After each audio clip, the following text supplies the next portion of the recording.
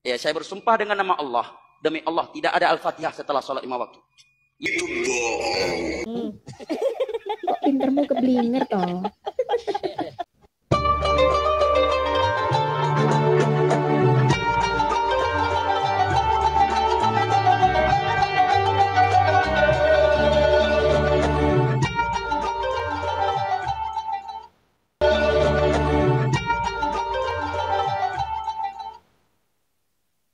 Assalamualaikum warahmatullahi wabarakatuh. Bismillahirrahmanirrahim. Alhamdulillahirrabbilalamin. Wabihi nasta'in wa ala umuri dunya waddin. Assalatu wassalamu ala asyrafil anbiya wal mursalin Sayyidina Muhammadin wa ala alihi wa sahbihi ajma'in, amma ba'du. Bapak Ibu sahabat Cahyati yang dirahmati oleh Allah, alhamdulillah di kesempatan kali ini kita jumpa lagi di channel YouTube kami Cahyati 80. Mudah-mudahan kita senantiasa mendapatkan lindungan dan rahmat dari Allah, mendapatkan taufik dan hidayahnya, dimudahkan segala urusannya dan dilancarkan rezekinya ya rabbal alamin. Tak lupa kami ucapkan terima kasih kepada Bapak Ibu pemirsa sahabat yang telah mendukung dan mensubscribe channel kami. Jazakumullah hasanal jasa. Dan bagi pemirsa yang baru bergabung, baru menemukan channel kami, jangan lupa tekan tombol subscribe-nya, nyalakan tanda loncengnya, dan tinggalkan komentar di bawah video ini. Bapak Ibu sahabat Cahyati yang dirahmati oleh Allah, jadi amal apapun, sebaik amal apapun amal kita, amaliyah umat Islam khususnya warga NU, itu tidak ada benarnya di mata Wahabi ya. Kalau tidak sesuai dengan syariat Wahabi, kalau tidak sesuai dengan ajaran Wahabi. Contoh, zikir berjamaah setelah sholat bid'ah, zikir nyaring bid'ah, berdoa bid'ah, mengutip wajah bid'ah, membaca Al-Fatihah pun setelah sholat itu bid'ah.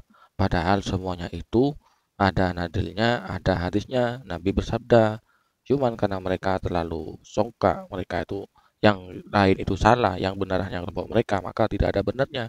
Yang sunnah pun menjadi bid'ah. Berikut ini salah satu contoh dari Ustadz Wahabi yang membid'ah-bid'ahkan membaca Fatihah setelah sholat. Mari kita simak videonya. Ya, saya bersumpah dengan nama Allah, demi Allah tidak ada Al-Fatihah setelah sholat 5 waktu. Yang ada dari Nabi setelah sholat 5 waktu, silahkan buka Sahih Bukhari, Sahih Muslim, Sunan Abi Daud, Sunan Tirmidzi, Sunan Ibnu Majah, dan seluruh kitab hadis serta seluruh kitab fikih, baik fikih Syafi'i, Hambali, Maliki, Hanafi, ataukah Al-Fiqhul Muqarran, fikih perbandingan madhab. Nah ini dibubuhi dengan dusta lagi. Sudah dia membid'ahkan amalia orang lain, dibubuhi dengan bid'ah dengan mengatasnamakan imam 4 madhab. Mari kita simak penjelasan berikut ini tentang membaca Al-Fatihah setelah sholat.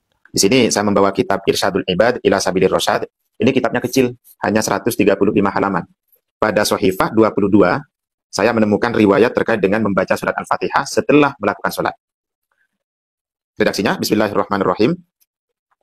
Wal Harith bin Umar, Imam Harith bin Umar meriwayatkan hadis an Rasulullah sallallahu alaihi wasallam dari baginda Nabi sallallahu alaihi wasallam, inna Fatihatal Kitabi, sesungguhnya Fatihatal Kitab, surat Al-Fatihah, wa ayatal kursi, dan ayat kursi, wa syahidallah ilal Islam, dan syahidallah sampai pada ujung ayatnya ilal Islam, wa kulillahumma ila hisab, kemudian kulillahumma sampai ujung ayat hisab, mu'allaqatun ma bainahunna wa bainallahi hijabun ila anqol la yaqra'ukunna ahadun dubura kulli salatin illa ju'inatil jannatu mathwahu ila akhirih.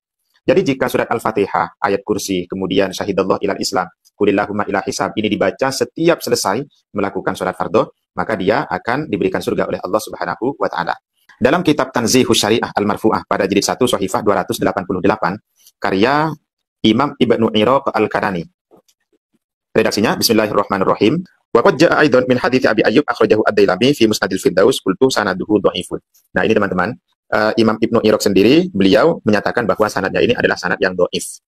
Beliau memberikan penilaian sanad yang dhaif, maka kemudian minimal hadis ini jatuh pada hadis dhaif, tapi tidak sampai jatuh pada hadis maudhu itu.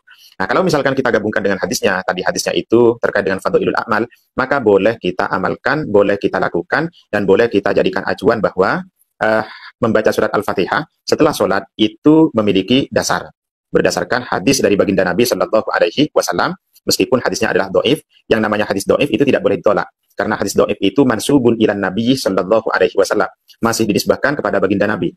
Kalau hadis maudhu, oke, kita tolak teman-teman ya. Nah, jadi masih ada dalilnya walaupun hadisnya hadis dhaif. Tapi meskipun hadisnya hadis dhaif, menurut Imam Ibnu Hajar Al-Haytami, hadis dhaif itu dapat digunakan hujjah untuk melafadhailul amal, tetap bukan sebagai hukum. Jadi bisa dijadikan dasar.